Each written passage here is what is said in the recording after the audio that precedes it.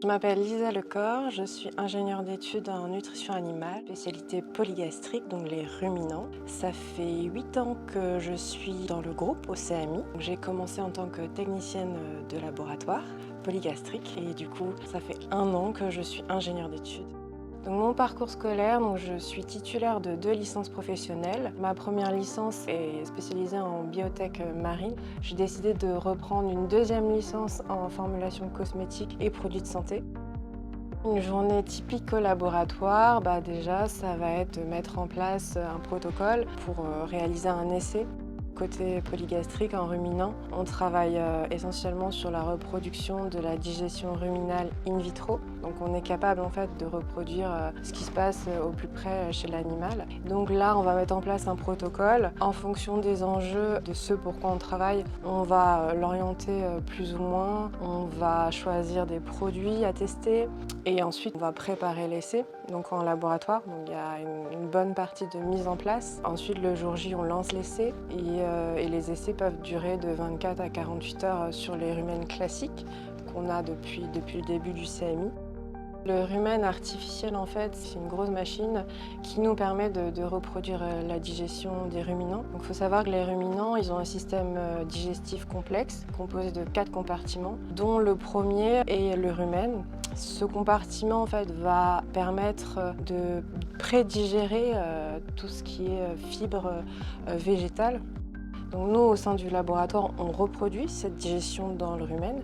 On a une grosse machine où chaque petit flacon correspond à un mini rumen artificiel. Pour mesurer les gaz produits lors de la digestion in vitro, en fait, on est capable via des capteurs.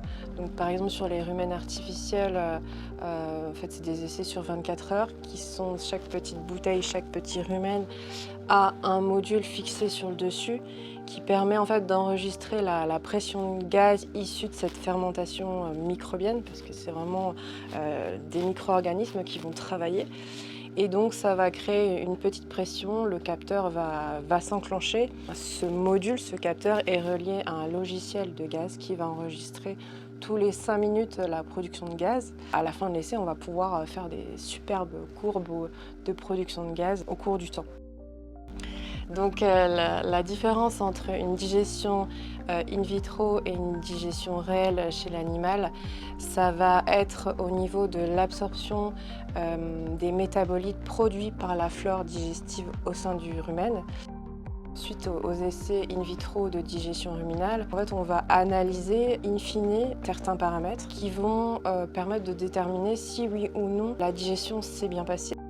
Notre recherche permet de contribuer à l'agriculture durable parce qu'on va travailler sur des sujets comme la réduction des gaz à effet de serre, calquer ce modèle in vitro en in vivo, tout ce qui va être lié au changement climatique et au stress que cela peut avoir sur l'animal. Donc dans 10 ou 20 ans, comment je vois la nutrition animale? Il va falloir que notre agriculture s'adapte, qu'elle soit résiliente et qu'on fasse en fait avec ce qu'on a puisqu'on ne va pas avoir le choix.